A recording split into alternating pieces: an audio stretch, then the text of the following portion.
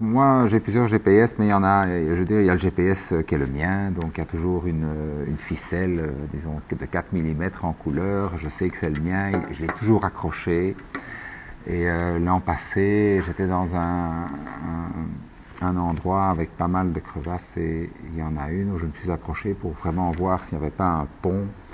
Et mon GPS était dans ma poche au-dessus. Et hop, il est tombé dans la crevasse et par chance, il est tombé à peu près à 1 mètre sur un petit rebord de glace d'une crevasse de plus de 40 mètres de profondeur. J'en voyais pas le fond, c'était noir. Et j'étais tout seul. Et il fallait que je récupère mon GPS parce que j'étais dans le brouillard complet. Et là, je me suis d'abord dit, Alain, non, c'est de ta faute, t'es un imbécile. Vraiment, je me suis dit, allez.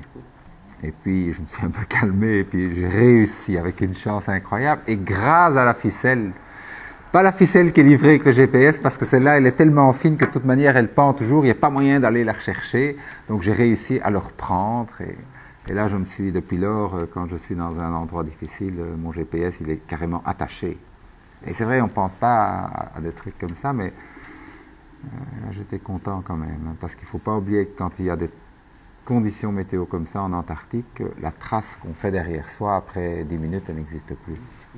Et vous savez que dans le whiteout complet, quand on veut prendre une direction, on tourne en rond. Hein,